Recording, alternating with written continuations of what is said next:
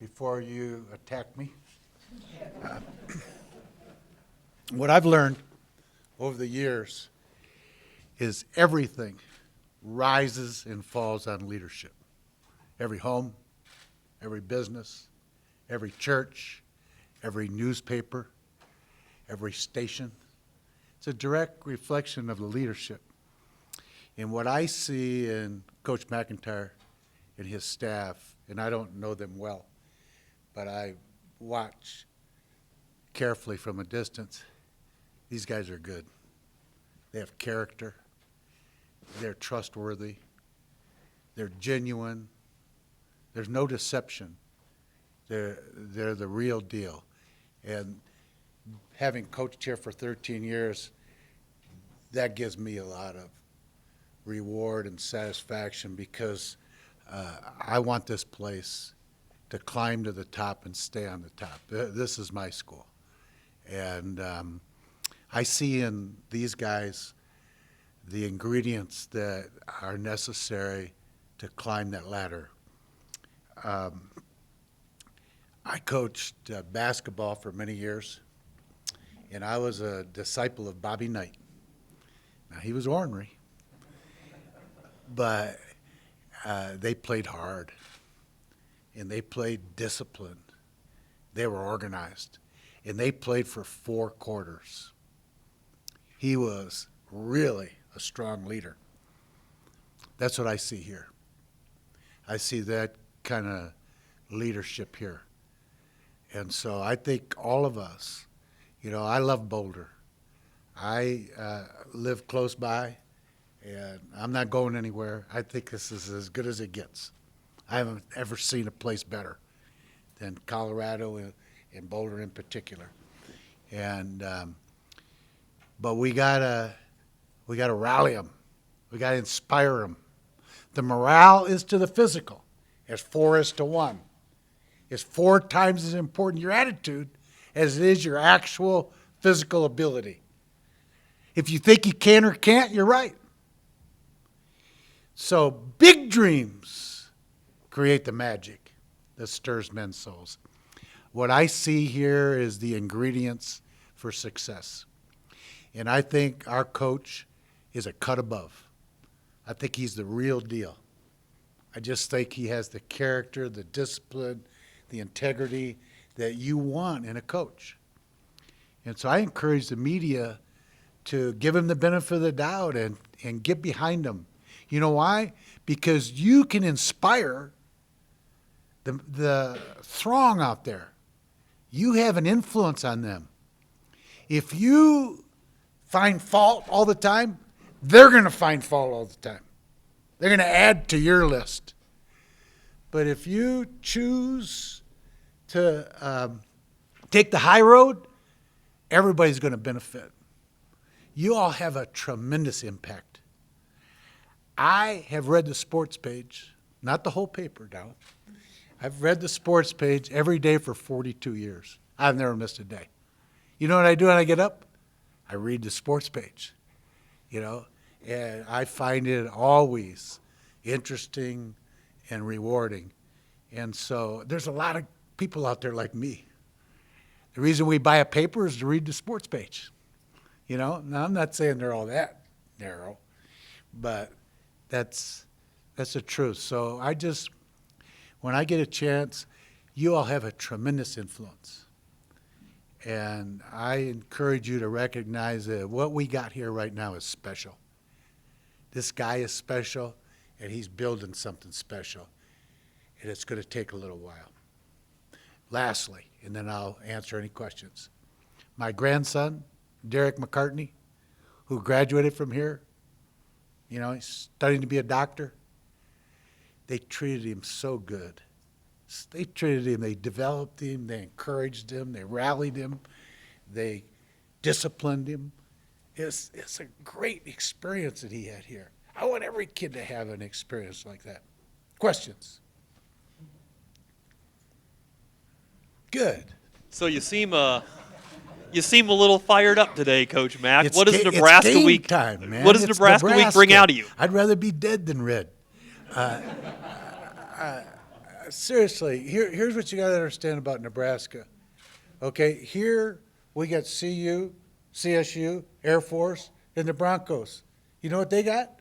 Nothing. Just that team that's coming.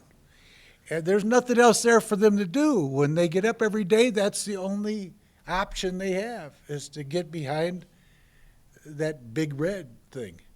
And so we got to beat them. That's the only thing they understand. Now, they understand that. If you beat them, they'll salute. If you don't, you will hear about it. We don't want to hear about it, especially from their media, because they won't stop. You know what the media can be like, right? You know how the media gets a little out of control and, wears out their welcome? It's worse there. Sorry. Okay? Coach, when you, going way back, when you first got here and you were trying to start something and build the program, we all know you looked at Nebraska on the schedule, put it in red, made that the marquee game of the season every year. Well, why Nebraska? Oklahoma was a power at that time. Was it the shared border? What was your thinking of kind of taking aim at Nebraska as you were getting going here? Very good question. What had happened to me was I was coming from the University of Michigan, where our favorite saying was, "Oh, how I hate Ohio State." And so when I got here, I said, "Who's our Ohio State?" They said, "What are you talking about?" I said, "Who's the team we got to beat? I mean, the season's riding on it." They said, "Coach, we got to beat them all. We don't like any of them." But there was no rival. There was no game to point to. See, when you get kids between the ages of 18 and 22, you got to give them targets to shoot at. You can't just give them a big picture.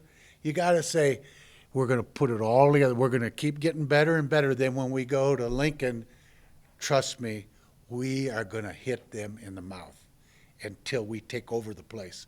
And when we shut them all up, then we'll leave.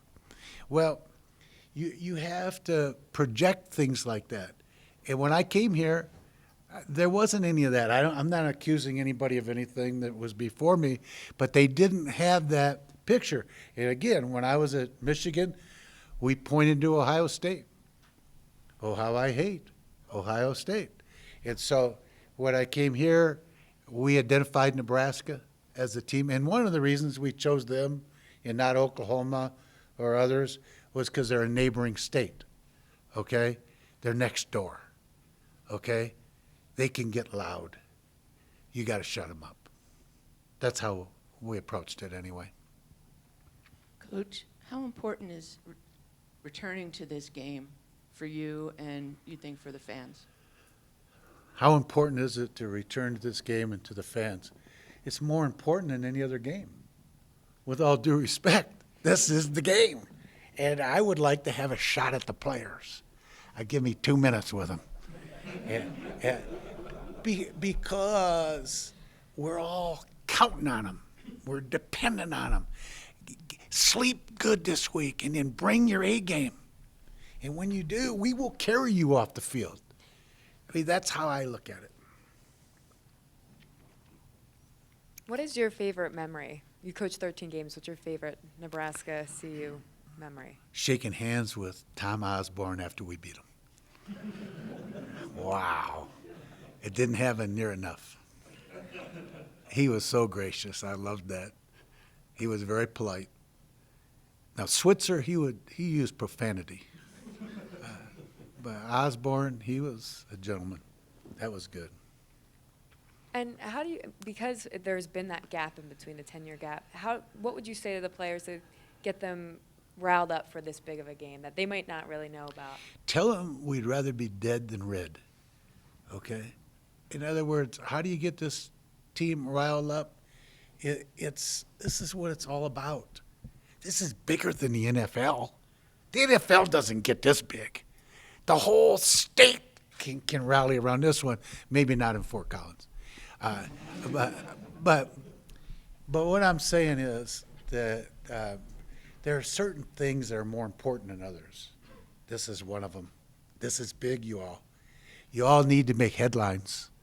You all need to corral our audience because, in Boulder, what happens is people in Boulder are affluent, right?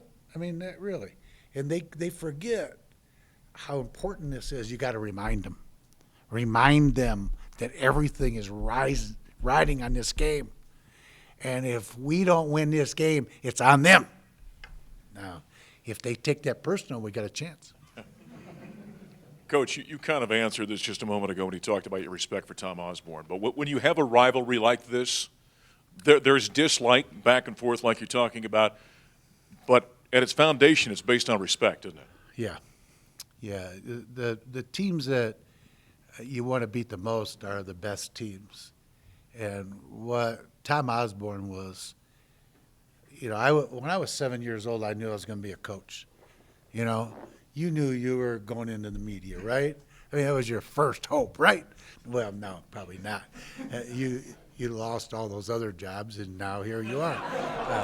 But for me, I was going to be a coach, and so I'm in second grade. I grew up right across the street from Riverview High School, and so my parents would let me go over there because it was safe. There was no traffic. And I would watch the coaches. And I would come home and people would say, what are you going to be when you grow up? I said, I'm going to be like one of those coaches. They tell everybody what to do. and so all my life, growing up, playing, I went to the University of Missouri on a football scholarship. And my coach was Dan Devine. And man, did I respect him. He spoke with authority and conviction. And I said, I want to do that someday, And then I was a basketball coach, and I hung out with Bobby Knight. Anybody remember that guy? Okay. One day I'm at a clinic, and Knight is speaking, and there's 500 there. And I raised my hand. And he said, yeah, fella, what do you want? I mean, man, I had never been spoken to like that, let alone in a clinic. And so I asked him a question. He said, hey, fella, I didn't come here to debate it. Sit down. And so I learned right away who Bobby Knight was. But anyway, coaches are amazing, the influence they have. And in college, they go out and get those kids. They bring the team here from around the country, and then they coach them up. That's between the ages of 18 and 22. That's when a boy becomes a man. Now, girls become adults before boys, right? We all agree on that, right?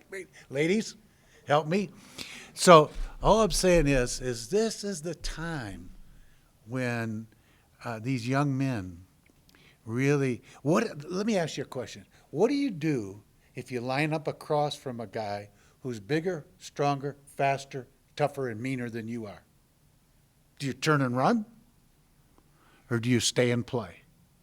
Where else do you learn that? Tell me where you learn that. You learn that right now. You learn that in college because there are guys out there who are the real deal, and you got to stay and play. And that guy, when he gets married and then goes on and gets a job, he doesn't quit. He doesn't turn.